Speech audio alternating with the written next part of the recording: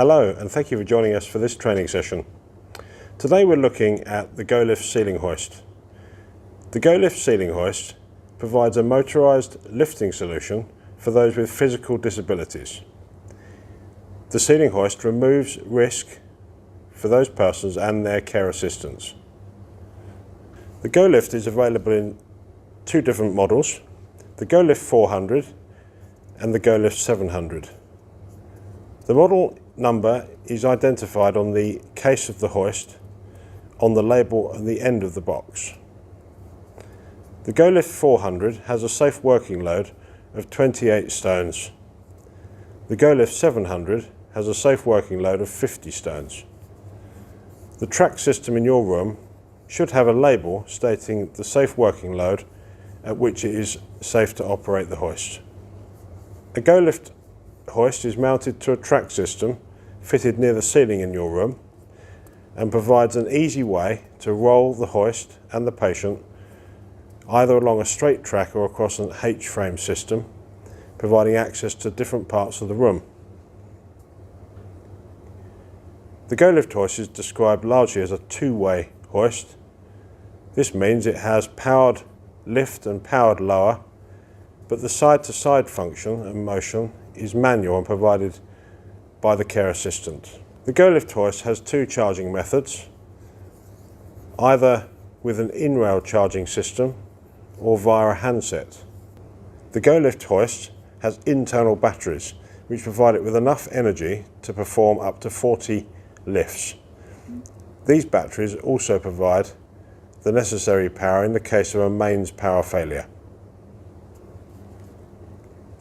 The hoist is operated via the handset. The handset is located at the end of the curly white cable, and the handset is equipped with a magnet which helps it store itself on the spreader bar.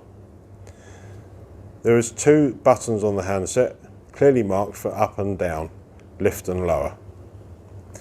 By touching the buttons, the hoist will operate, firstly with an audible signal to identify it's about to move. At the top of the handset is a LED light panel which also provides a status of the hoist. If the light is green, this gives you the information that all is well with the hoist, it's in good working order. A yellow light indicates the hoist is charging and should be shown momentarily when the hoist starts to charge itself. The hoist will turn itself off after around 30 seconds of inactivity, preserving battery life. The third light on the handset could be red. Red signifies an issue. If the red light shows on your handset, it could be that there is a serious fault and this should be investigated. The spreader bar is the part where the patient's slings are attached. It is possible that in your location you don't have any slings to hand. It could be that your policy encourages users to bring their own slings, and this is often the safest way. The sling should be of a loop style, not a clip style, and the fabric loops are connected to the spreader bar through these flexible joints at the end of the hooks. The spreader bar rotates through 360 degrees, minimizing tape twist and providing an easy way to position the patient on their equipment.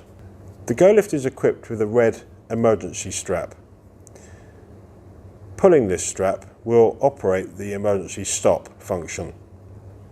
Once this has been pulled, in order to restart the hoist, the button at the top of the red cord should be pushed back into the unit. This can be done by hand, or if the hoist is too far away, use the spreader bar to push this back inside the hoist. It should only need a small amount of effort to move the button.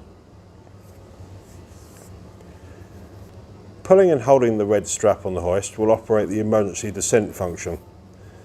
Firstly, there is an audible signal and a short pause, and then the hoist spreader bar will descend automatically through its entire range or until you release the strap.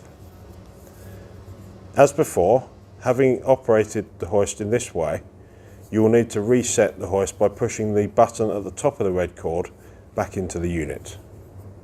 The GoLift patient hoist is governed by the Lola regulations of 1998, and thus it should be subject to a strict and regular maintenance schedule. The Lola regulations state that a hoist of this type should be tested every 6 months. Please ensure that your hoist has this service and maintenance contract in place, otherwise it could invalidate the warranty. The purpose of this training is to equip you with basic knowledge of how to operate the hoist so you can guide your guests in how to use it. Ensure that if you are to perform manual handling tasks with this hoist, that you do have up-to-date and comprehensive training. An instruction manual will have been left with your facilities management team, which will give full details on how to operate and troubleshoot the hoist.